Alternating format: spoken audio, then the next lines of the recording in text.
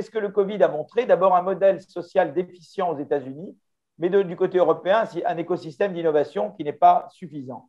Alors, aux États-Unis, on regarde là, je compare États-Unis et Allemagne, les courbes avec les triangles, c'est le taux de chômage qui augmente aux États-Unis. Les États-Unis sont en gris, l'Allemagne est en noir. Et on voit qu'avec le Covid, le taux de chômage augmente aux États-Unis. Mais aux États-Unis, quand on perd son emploi, on a une probabilité de perdre l'assurance santé, qui est très liée à l'emploi. Et la courbe avec les ronds, c'est la proportion des Américains qui n'ont pas d'assurance santé. Alors, vous voyez, elle baisse avec Obamacare, mais elle réaugmente au moment du Covid, justement au moment où les gens ont besoin d'assurance santé. Tandis qu'en France, la proportion des gens qui n'ont pas d'assurance santé, en Allemagne, je veux dire, reste à zéro. Et donc, l'Allemagne a un système qui fait que tout le monde conserve son assurance santé, Covid ou pas Covid. Donc, c'est bien mieux que les Américains, tandis qu'avec les États-Unis, le gros choc du Covid réduit l'accès à l'assurance santé. À un moment, justement, on a besoin de l'assurance santé. De la même manière, si je regarde la fraction des gens en pauvreté, eh bien, le fait de perdre son emploi vous fait tomber en pauvreté beaucoup plus aux États-Unis qu'en Allemagne. Et le taux de pauvreté qui est là aux États-Unis augmente avec le Covid. Il reste stable en Allemagne. Et la France, ça serait comme l'Allemagne, hein, ou les pays scandinaves. Donc, les États-Unis, c'est un système qui n'est pas bon socialement. Il n'est pas bon socialement non plus parce que là, on montre la courbe des gens, c'est la mortalité des gens entre 50 et 54 ans non qualifiés blancs. Alors, les noirs, c'est toujours très mauvais, mais les blancs étaient plutôt bien avant et ça se dégrade depuis les années 2000. C'est-à-dire que la mortalité des blancs non qualifiés entre 50 et 54 ans augmente très sensiblement et c'est cette courbe-là depuis les années 2000. C'est ce qu'on appelle la mort de désespoir. C'est des gens qui, perdant leur emploi, perdent leur statut, perdent l'assurance santé, voient leur famille se disloquer et du coup, ils se mettent à prendre des opioïdes, des somnifères, des antidépresseurs, ils se mettent à bouffer des pizzas toute la journée, ils deviennent obèses et la mortalité augmente. Voilà. Donc, alors qu'il n'y a pas ça en Europe. Donc, vous voyez, le modèle social américain ne marche pas. Par contre, le bon côté du modèle américain, c'est que si on regarde par exemple les brevets, les triadiques aux États-Unis, mais notamment en biotech, eh bien, vous voyez, le nombre de brevets par million d'habitants est très supérieur à la moyenne européenne ou la moyenne OCDE. Donc, les Américains sont de bien meilleurs innovateurs que nous. Et on explique dans le chapitre 12 du livre pourquoi. Parce qu'il y a toute la chaîne d'innovation, depuis la recherche fondamentale jusqu'à la commercialisation, qui est beaucoup mieux financée aux États-Unis. Ils ont d'abord, au niveau de la recherche fondamentale, des universités très bien financées. Ils ont des organismes publics d'innovation qui financent la recherche fondamentale, comme la National Science Foundation. Ils ont en biotech l'Institut de santé, la National Institute of Health, et ils ont des organismes privés comme le Howard Hughes Medical Institute, mais ils ont beaucoup d'autres organismes privés qui financent la recherche fondamentale. Donc déjà, ils ont un écosystème formidable pour financer la recherche fondamentale, bien meilleur que nous, en Europe et en France.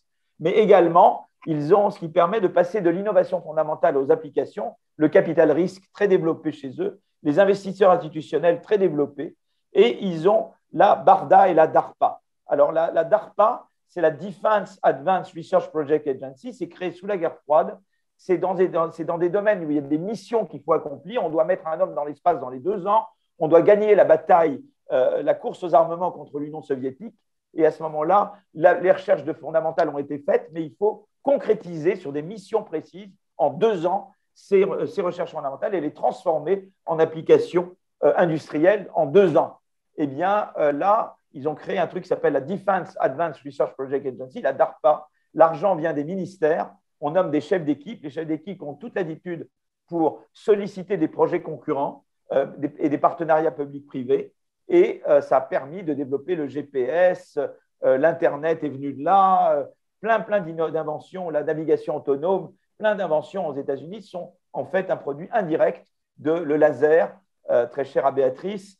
Voilà, c'est des produits indirectement très, très stimulés par la DARPA. Alors ensuite, ils ont créé l'équivalent de la DARPA dans le domaine de l'énergie. La DARPA, elle, c'était l'espace et la défense. Les Américains ont ensuite créé l'équivalent de la DARPA pour l'énergie, la ARPA Énergie. Et ensuite, ils ont créé la BARDA, Biomedical Advanced Research and Development Authority, qui est dans le domaine des biotech. Et c'est ça qui a permis de nous vacciner, c'est-à-dire qu'il y avait l'ARN messager, était une technologie de base qui venait de la recherche fondamentale, et il fallait en 1 an transformer ça en production de masse de vaccins basés sur l'ARN messager. Et c'est exactement la même méthode que la DARPA. On nomme des chefs d'équipe. Ces chefs d'équipe sollicitent beaucoup de labs, de laboratoires concurrents. Il y a Moderna, il y a Pfizer, il y a Johnson, et il y en a plein d'autres que vous ne connaissez pas. Ils mettent 12 milliards d'euros en un an, vous voyez, pratiquement, et ils produisent tous les vaccins. Et c'est extraordinaire. Nous, l'Europe, on met péniblement 4 milliards, mais on n'a pas le mode DARPA. Voilà, donc ils ont tout ça aux États-Unis, ils ont ce fantastique écosystème d'innovation. Donc, vous voyez, sur le plan social, c'est un très mauvais modèle, le modèle américain, mais sur le plan innovation, c'est un très bon modèle. Alors, il y a des gens qui pensent que si on choisit d'être innovant, c'est forcément au détriment de la protection et de l'inclusion. Si on choisit d'être protecteur et inclusif, comme l'Europe de l'Ouest et notamment les Scandinaves, et la France et l'Allemagne, mais bon, eh bien, on renonce à être innovant. Et moi, je vous avais dit tout à l'heure qu'il y a au moins 3 politiques qui peuvent à la fois stimuler l'innovation et vous rendre plus inclusif et protecteur, et s'attaquer aux inégalités et vous rendre plus protecteur. Alors, je vais les mentionner, la flexisécurité, l'éducation et la concurrence. La flexisécurité, donc, eh bien, au Danemark, par exemple, Alexandra Roulet montre exactement les vertus du système danois. Au Danemark, quand vous perdez votre emploi pendant 2-3 ans, vous avez 90% de votre salaire, au moins jusqu'à 600 $ par semaine, hein, jusqu'à un niveau de 600 $ par semaine, vous touchez 90% de votre salaire. D'abord, si vous gagnez beaucoup, beaucoup plus, on ne vous donne pas 90% de votre salaire, mais enfin déjà, ça vous permet de vivre confortablement. On vous aide à trouver un nouvel emploi, on vous reforme et on vous propose 2 emplois dans votre qualification. Si vous en refusez plus que 2, on vous enlève vos subventions. Mais c'est un très bon système parce que ça oblige les personnes au chômage à se recycler, à se reformer, on les soutient et on les aide à rebondir sur un nouvel emploi. Et ce système, il aide la destruction créatrice, il stimule l'innovation parce qu'il fait que la destruction créatrice marche beaucoup mieux, mais en même temps, eh bien, vous voyez, il n'y a aucun effet de perdre son emploi sur la consommation de pilules, de somnifères et d'antidépresseurs. Vous voyez, là, on compare la consommation d'un individu qui perd son emploi à un individu identique qui ne le perd pas. Et on fait du diff and diff, comme on dirait Alexandra. Donc ça, c'est beaucoup plus sérieux que les régressions de certains. Et donc là, on ne voit pas d'effet négatif sur la consommation de pilules, etc., alors que c'est tout à fait le contraire aux États-Unis. Pas d'effet de perdre son emploi sur la probabilité d'avoir un problème circulatoire. Pas d'effet non plus sur la mortalité.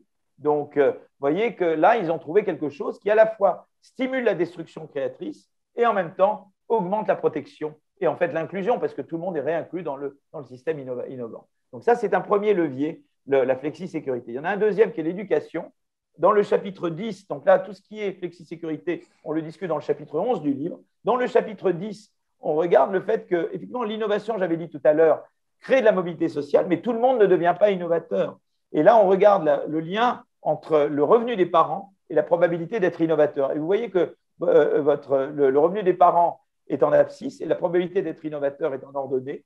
La probabilité d'innover croît beaucoup quand on a des parents qui gagnent très bien. C'est vrai aux États-Unis sur données récentes, c'est vrai aux États-Unis sur données historiques, mais c'est vrai également en Finlande où pourtant on a un système éducatif gratuit et de très bonne qualité. Alors c'était plutôt une énigme la Finlande. Mais ce qui est intéressant, c'est que la Finlande, si je contrôle pour l'éducation des parents, eh bien la courbe s'aplatit. C'est-à-dire qu'en fait, ce n'est pas tellement que les parents plus riches donnent de l'argent pour financer l'éducation, c'est que simplement les parents qui gagnent mieux sont mieux éduqués. Et en fait, ils vous transmettent l'éducation et les aspirations. C'est ça, les parents éduqués vous transmettent à la fois le savoir et également l'envie d'être innovateur. Vous voyez ce que je veux dire? Et vous montre que ça existe d'innover. Vous voyez qu'il y a ces possibilités-là. Alors, évidemment, l'énigme, c'est comment ça se fait que si l'école était tellement de bonne qualité comme en Finlande, normalement, c'est l'école qui fait tout, les parents ne font rien. Mais ce qui se passe, en fait, c'est que le nouveau système en Finlande est là depuis les années 70. Si je me restreins aux enfants qui ont été à l'école après les années 70, eh bien, la courbe s'aplatit beaucoup.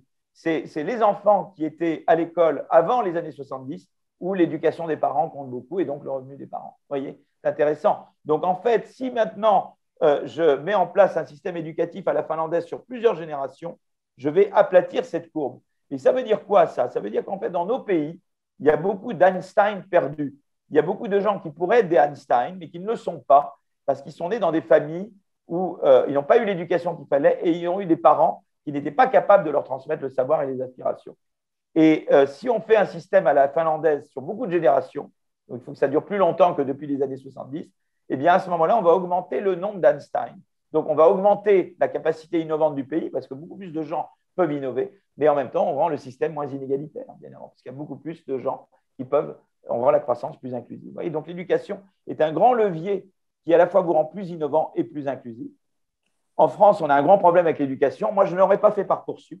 J'aurais mis la gomme sur les externats d'excellence dans les zones où il y a, dans les endroits notamment où les parents ne peuvent pas aider les enfants. Moi, j'aurais mis toute la gomme là-dessus.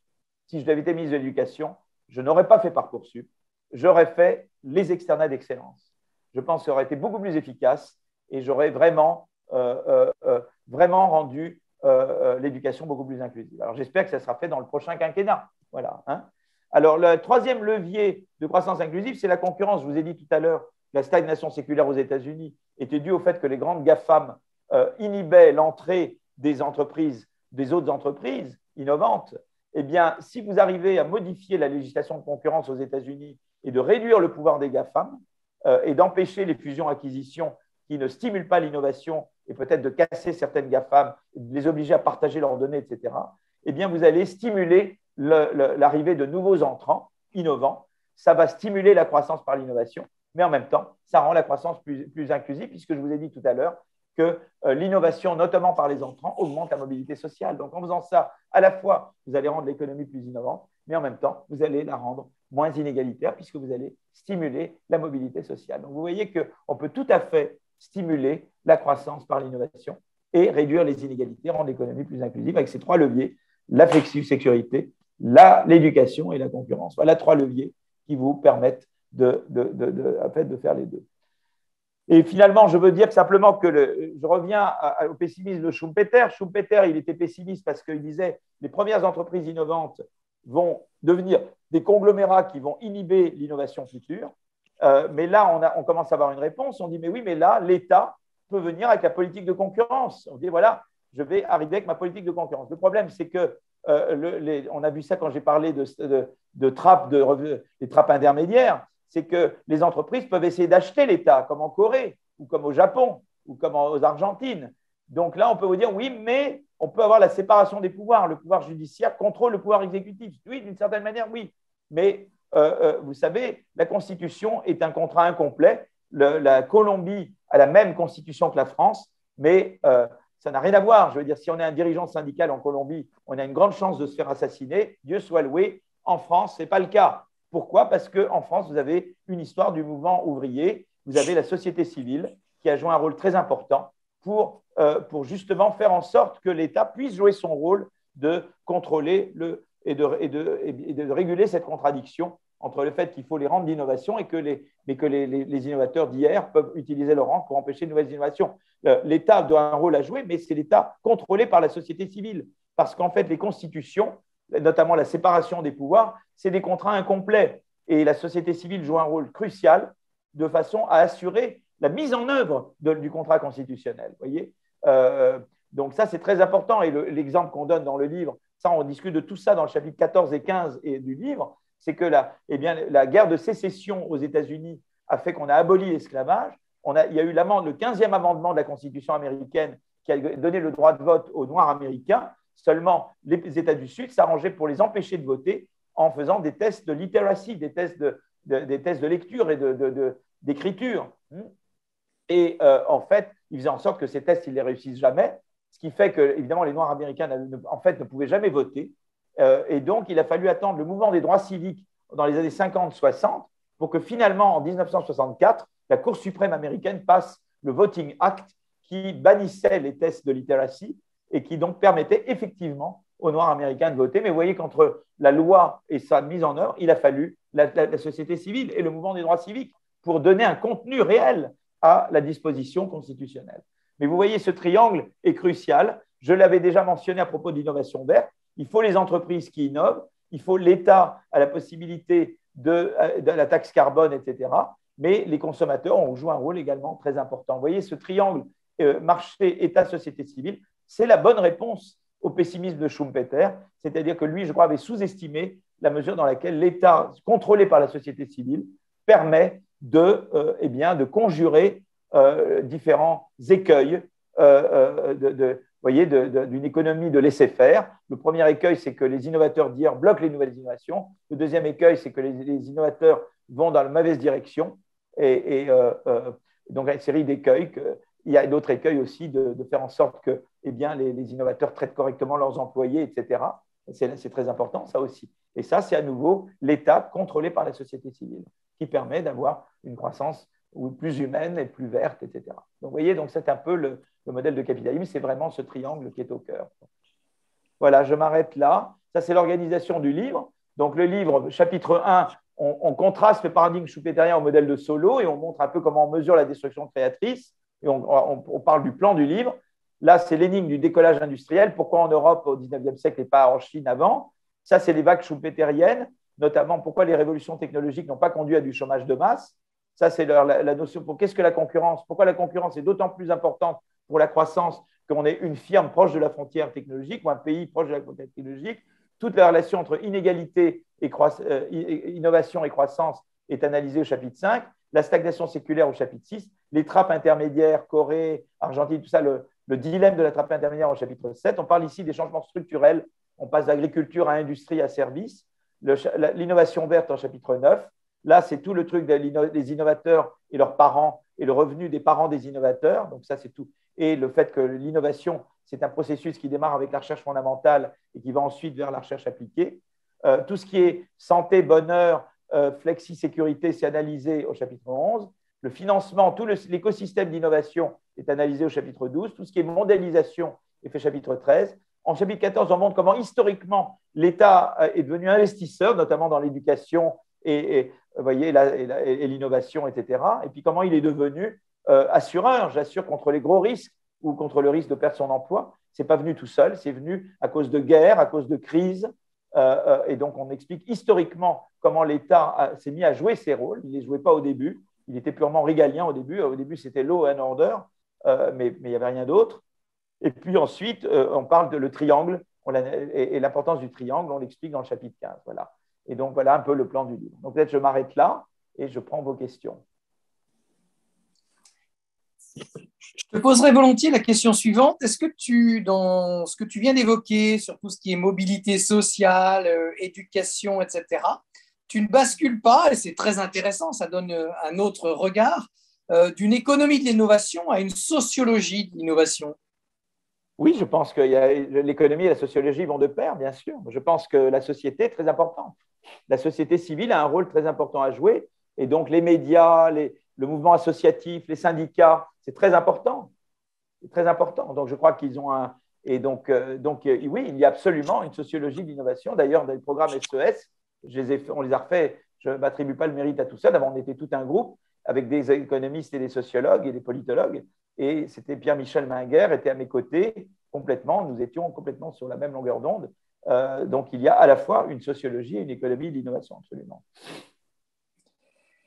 Et donc, question qui va de pair, est-ce que l'État ne doit pas aussi faire en sorte, par rapport à l'écosystème d'innovation que tu évoquais, améliorer en un sens, je dirais une sorte d'attractivité des salaires vers les secteurs nouveaux, pour faire en sorte que justement, en particulier en lien avec l'industrie et des nombreuses applications que cela peut occasionner, oui, faire en sorte que les meilleurs étudiants, si on reste à la formation initiale, puissent quelque part être orientés vers ces salaires attractifs, surtout lorsqu'on voit combien, en particulier depuis 20 ans, il y avait un différentiel très favorable au salaire de la finance, pas forcément porteur d'innovation intrinsèque. Oui, je pense qu'effectivement, il faut rendre le métier, je crois que pour rendre plus attrayant, donc d'abord, je pense que c'est important, d'ailleurs, des travaux récents de mon ami Ufuk Aksigit, qui montrent qu'en fait, la meilleure politique d'innovation au départ, c'est l'éducation. Si tu n'as pas de socle éducatif, tu n'as pas d'économie innovante.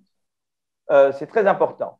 Mais à partir du moment, parce que tu as le socle éducatif, alors à ce moment-là, beaucoup de gens n'ont peut-être pas forcément envie d'être chercheurs et innovateurs. Donc pour ça, eh bien, il faut un système d'abord fiscal qui encourage l'innovation. Si tu mets une fiscalité à la Piketty, tu décourages l'innovation. Ça, c'est exactement ce que tu ne veux pas faire. Donc, tu dois avoir une taxation progressive et tu as besoin de l'impôt pour financer la santé, l'éducation, la flexisécurité, etc.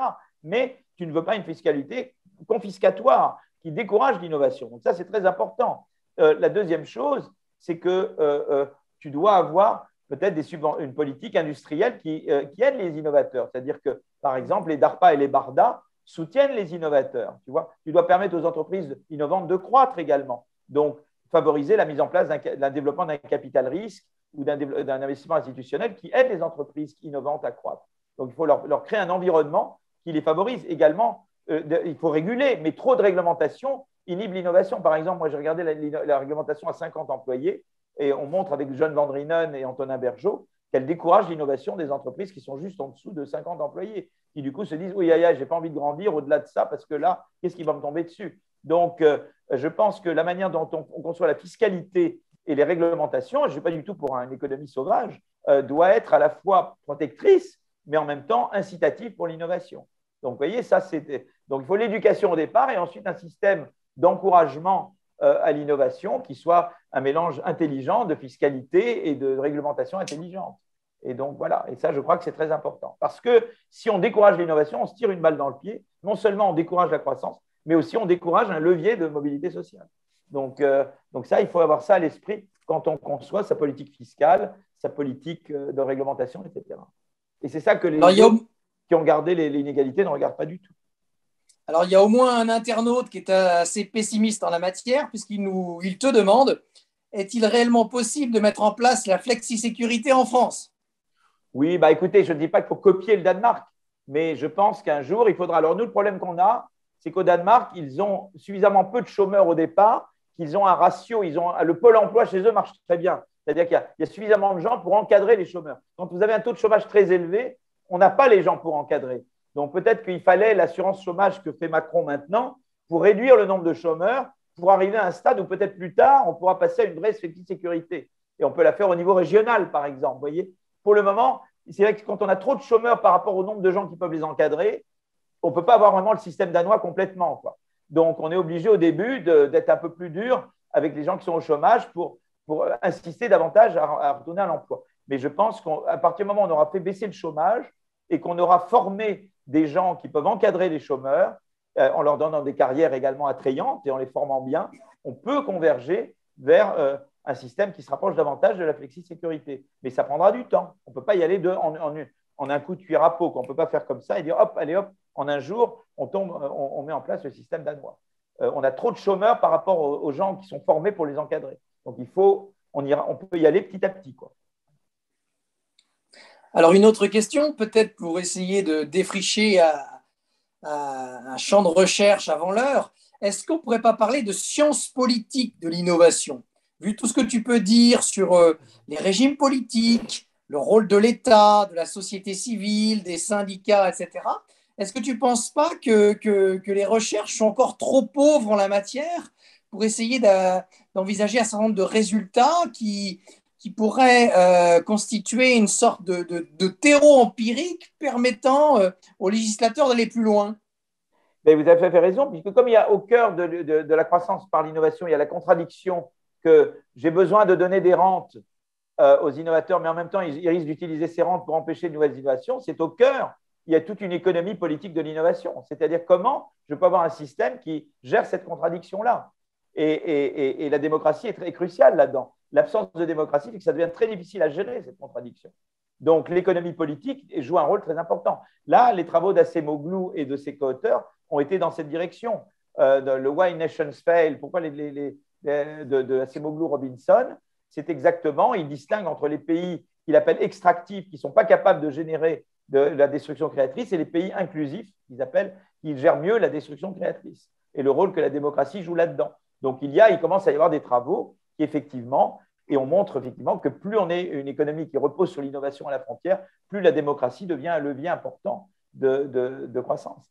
Mais c'est un balbutiement et je crois qu'on peut beaucoup développer évidemment l'économie politique, tout ce qui est économie politique de la croissance par l'innovation, puisque au cœur même, c'est des conflits. Vous voyez, le modèle Schumpeterien est un modèle de conflit. Il y a les entrants, il y a les firmes en place, il y a les grandes firmes, il y a les petites firmes. C'est un modèle d'hétérogénéité. Donc, c'est un modèle qui est au cœur à l'économie politique. Alors que les autres modèles de croissance, il y a zéro économie politique, il n'y a aucun conflit dans les autres modèles. Que vous preniez Romer, Barrault, Barrault n'a pas de modèle, mais Solow, etc., il n'y a aucune économie politique de la croissance dans ces modèles-là. Parce qu'on ne voit pas ce conflit-là. Alors, peut-être une des dernières questions. Est-ce que tu peux nous donner ton avis sur les États-Unis et la manière avec laquelle la politique Biden tranche ou pas avec la politique de Trump? Par rapport à ce que tu as pu dire tout à l'heure, on sait que Trump était parvenu dans le cadre d'un deal avec les multinationales américaines, en particulier Apple, à rapatrier un certain nombre de capitaux de l'étranger. Et puis, plus étonnamment, spontanément d'un point de vue politique, a aussi favorisé une augmentation du salaire de base. Euh, et je crois que, de toute façon, bon, je ne suis pas bien placé pour juger la politique américaine. Euh, euh, je pense que quand même, ce qui s'est passé avec Trump, quand même, il y a eu du bon et du mauvais, quoi. Donc, moi, je ne suis pas du tout pro-Trump, je suis complètement démocrate. Et donc, voilà, j'étais ravi que Biden vienne au pouvoir. J'ai applaudi ses réformes fiscales. J'ai applaudi sa réforme pour la concurrence. Je crois que Biden s'est beaucoup attaqué aux grosses firmes en place, alors que Trump les aidait. Vous voyez, donc que ce soit les GAFAM, que ce soit les grosses entreprises pétrolières et tout ça, Trump, il était l'homme des grosses boîtes en place, quoi. Et Biden s'attaque davantage aux intérêts acquis. Donc, je pense par rapport à la contradiction dont je parlais tout à l'heure, Biden essaye quand même de relancer la concurrence et de permettre à de nouvelles entreprises entrantes d'arriver, de stimuler l'entrée de nouvelles entreprises innovantes, alors que Trump était l'homme quand même des gros monopoles en place, quoi. Donc, je pense que de ce point de vue-là, moi, personnellement, j'ai de la sympathie pour Biden. Et quand Biden a poussé pour la taxation minimale à 15%, et tout ça était très bien parce qu'aussi ça faisait, parce que le fait que les grosses boîtes évidemment échappaient beaucoup plus à l'impôt que les autres et ça biaisait encore plus la concurrence. Et d'imposer la taxation minimale à 15% était une manière de rétablir la concurrence également. Donc, de ce point de vue-là, je suis côté Biden. Maintenant, un truc qu'on peut mettre au crédit de Trump, c'est la Barda et le vaccin. Ça, c'est vraiment venu de Trump. Il a mis la gomme sur le vaccin. Donc ça, c'est une chose qu'on peut lui donner. Et une autre chose qu'on peut lui donner, c'est vis-à-vis de la Chine. C'est vrai que la Chine, elle a abusé, disons, c'est pas qu'elle a violé la lettre, mais elle a violé l'esprit de l'Organisation mondiale du commerce. C'est-à-dire qu'elle a intégré l'OMC, mais elle n'a pas complètement joué le jeu, quoi. Voilà. Et je pense qu'il fallait taper un peu des points sur la table à l'égard de la Chine. Voilà. Donc, je ne suis pas du tout pour faire du protectionnisme à l'égard de la Chine, mais je pensais que c'était bien de lui dire, voilà, attention, il faut quand même jouer correct, quoi. Dans la concurrence, oui, mais elle doit être loyale, quoi. Donc, si vous commencez à subventionner à fond vos industries, la concurrence devient déloyale. Donc là, il y avait un point à faire. Mais pour le reste, voilà, j'aime bien chez Biden le fait qu'il se soucie des conséquences sociales de la pandémie et qu'il a essayé de s'attaquer quand même à la toute-puissance des grosses entreprises américaines et de relancer un peu la concurrence là-bas. Voilà un petit peu ma vision de loin, mais voilà un petit peu ce que Voilà, mais je ne suis pas spécialiste de l'économie américaine. Alors peut-être une dernière question en lien avec Béatrice. Tu as parlé tout à l'heure de l'importance de l'éducation, du ministre de l'Éducation à l'échelle du secondaire et beaucoup de professeurs de SES ou d'économie-gestion t'écoutent et ont bien retenu la manière avec laquelle tu étais pro-internat d'excellence en particulier. Externat d'excellence. Externat, oui. Externat ou internat d'excellence. Ou internat, pas l'un ou l'autre. Ouais, je ne suis pas contre internat, mais voilà. Et donc, est-ce que tu pourrais nous donner peut-être une mesure phare que tu voudrais voir mettre en place à l'échelle de l'enseignement supérieur? J'ai vu dans la liste des auditeurs qu'il y avait il y a un certain nombre de professeurs de classes préparatoires aux grandes écoles. Est-ce que tu aurais une mesure phare pour le supérieur? Le supérieur, parce que pour le secondaire, j'ai les externats d'excellence. C'est-à-dire que j'aimerais que dans les zones défavorisées, on ait des écoles où les élèves font leurs devoirs en classe, prennent 2 repas par jour à l'école et ont des soutiens de tuteurs avec des profs mieux payés. Voilà, donc ça, évidemment, parce que sur la place de programme pédagogique et donner davantage d'autonomie aux chefs d'établissement. Je pense qu'on ne peut pas faire d'externat d'excellence sans donner davantage d'autonomie aux chefs d'établissement. Donc ça, c'est pour le secondaire. Pour le supérieur, eh bien moi, je pense, si vous voulez, que j'aimerais faire le revenu jeune. C'est-à-dire que dès qu'on quitte le foyer familial, eh bien, tout jeune, comme au Danemark, il a droit à 500 € plus les APL, mais il doit réussir ses examens. Alors, on peut peut-être rater quelques examens, on peut hésiter sur la première année, mais on doit réussir ses examens. Voilà. Et accepter peut-être aussi qu'il n'y a peut-être pas énormément de place dans tel ou tel domaine. Et si on veut continuer ses études, il faut aller dans des endroits où il y a des places, quoi. Hein. Mais je suis pour un revenu universel d'insertion jeune. Donc, il y aurait la branche insertion qui est déjà un peu mise en place, il y aurait la branche apprentissage, mais il y aurait la branche étudiante. Je sais qu'il y a des étudiants, moi par exemple ma dentiste, qui est une très bonne dentiste, qui est d'origine sénégalaise, elle ne voulait pas travailler en plus, elle ne voulait pas travailler parce qu'elle voulait passer ses examens et réussir très bien, donc elle ne voulait pas travailler en dehors de ses études, mais du coup elle devait sauter des repas. Ce n'est pas acceptable qu'un étudiant doive sauter des repas. Voilà, je trouve que c'est inacceptable. Et donc, il faut donner à tout jeune qui quitte le foyer familial, qui n'est plus déclaré sur la fiche d'impôt des parents, un revenu, évidemment, conditionnel à réussir ses examens. Donc, au Danemark, par exemple, si tu prends plus que 6 mois de retard dans tes cursus, on t'interrompt ton revenu et puis on te le rétablit quand tu as rattrapé le retard. Voilà, moi, je trouve qu'un truc comme ça serait très bien, avec en même temps un bon système d'orientation des étudiants et une bonne sélection par l'orientation. Je crois que le mot sélection n'est pas un mot tabou, mais il faut sélectionner par l'orientation. Tout le monde ne peut pas devenir sociologue ou psychologue. Voilà. Il y aura des places limitées, mais on peut réorienter les élèves et faire en sorte qu'ils puissent poursuivre leurs études. Voilà. Donc ça, je pense que la mise en place d'un revenu étudiant tel que je l'ai fait, conditionnel à la réussite et qui va de pair avec une sélection, mais intelligente, serait une grande réforme de l'enseignement supérieur.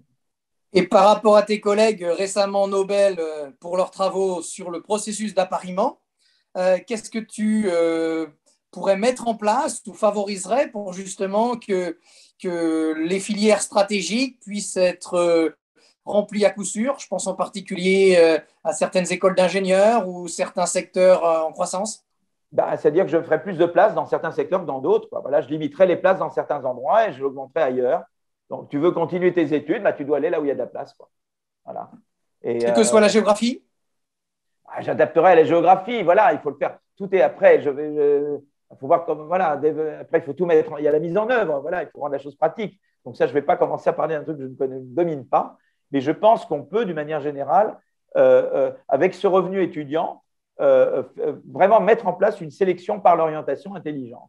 Voilà. Il y a ça dans le système américain. Vous savez, dans le système américain, les gens ne se spécialisent pas au début. Il y a 2 années de propédeutique et les gens se spécialisent progressivement. Et on réalise qu'on n'est pas si bon qu'on pensait ou à certaines matières qu'on peut être là et on se réoriente. Et voilà. Et je pense que, mais il faut que ça aille avec ce revenu étudiant. Donc, je pense que là, on peut vraiment, vraiment changer les choses.